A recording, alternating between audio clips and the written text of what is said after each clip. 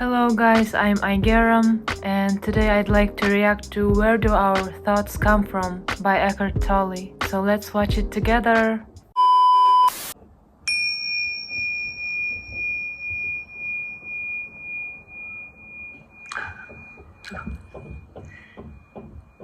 I love you. So in talking about thinking, I know this has an obvious answer, and I'm actually asking beyond this. But where do our thoughts come from? So oftentimes I'll have thoughts and I recognize them as even not my own, or possibly patterns that have existed for years and years. Jealousy thoughts or competitive thoughts or the thoughts of being threatened. It's like a habit that we learned from But society, truthfully, is right? this something is waking us up in the middle of the night that you were just talking about? What is that? Is it just part of the condition of being alive? Thank you. The Buddha was asked a similar question. I'll tell you what he said, but then I will answer it because he didn't. Thank you.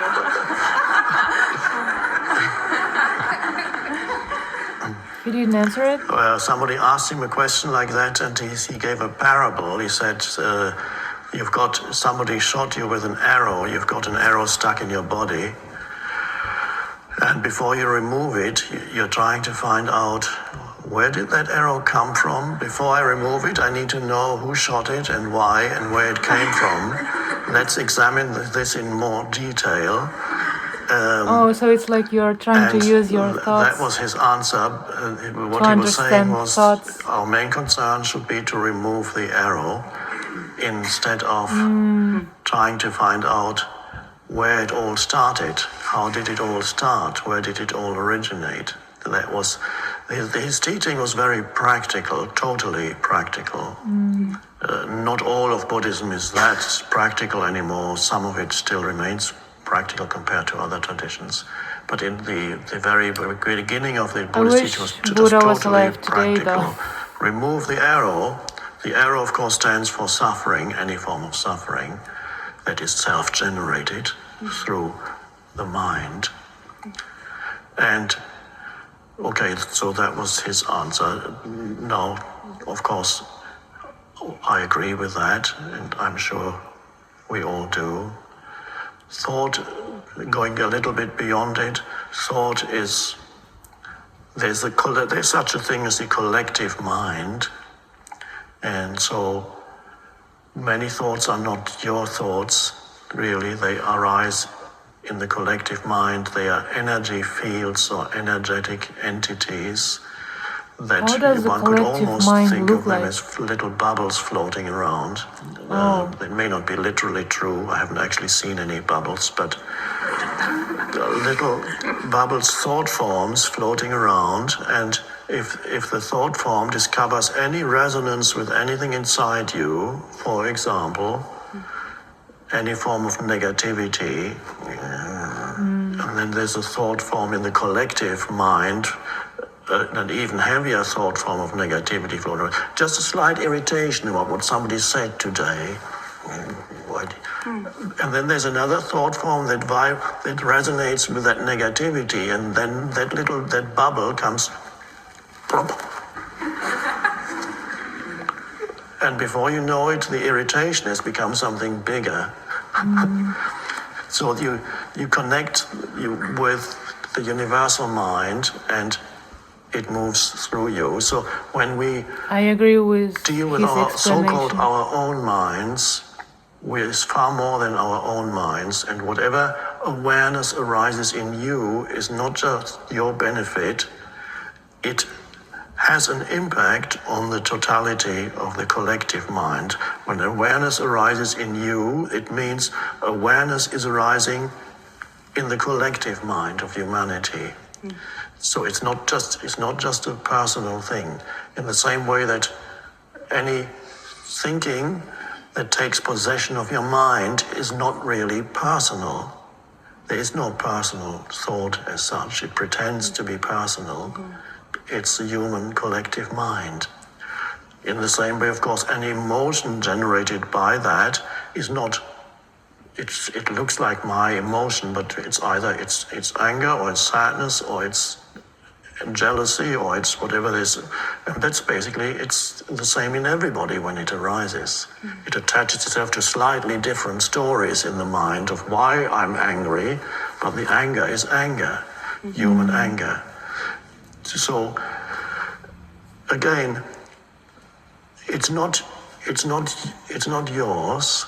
It's you pick it up, and then it gets hold of you, and then many humans live virtually with a mind that has taken possession of them, pretends to be them, and they're stuck with it without even knowing it. If they knew it, there would be the beginning of freedom. They don't know it, and if you tell them they get angry, but they don't, the mind does, because it feels threatened.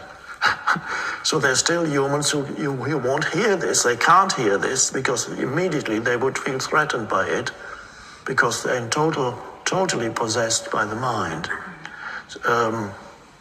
You can see how, for example, certain collective thought forms can take possession of an entire country, such as happened, for example, during communism, Soviet communism in Russia, Maoism in China, millions of people all thinking the same thing. But even in our society, it's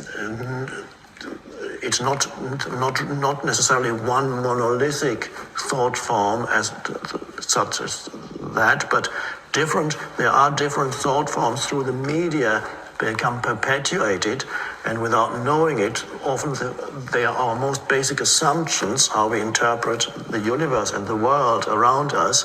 Our basic assumption are thought forms that come out of the collective, have taken possession of us, and they're all forms that consciousness takes in the mind. And that's all fine in itself. Consciousness doesn't discriminate. It's fine if there is an awareness. But if thought is all there is, it becomes destructive and insane without awareness. Of course, your next question, if you want to carry that, is why? How did it all start? Where does it come from? And that's the arrow again. Right. Yeah, in fact, my friend Jen and I use the phrase, when you ask why, that is the lie. Yeah. Just the need Yes. to let it go. But the thing that occurred when you shared your answer, thank you, is that the thinking isn't something I need to war against, but rather it's a tool. And it's showing me where I'm allowing myself to identify with something that I'm not, Yes. and thus identify with being separate Yes. from this one. So Yes. it's a wonderful tool Yes. that is ultimately powerless in the face of consciousness. Is that correct? Yes, if you are identified with thinking, you say powerless. Yes, because you are not there. You are absent, virtually absent, or is completely asleep when you're identified with thinking. So you're being run by patterns on the I'm identified collective with thinking patterns, mental deeply. patterns. And so your true power comes as you wake up out of that. I take my thoughts very seriously. Thanks, Eckhart. Thank you.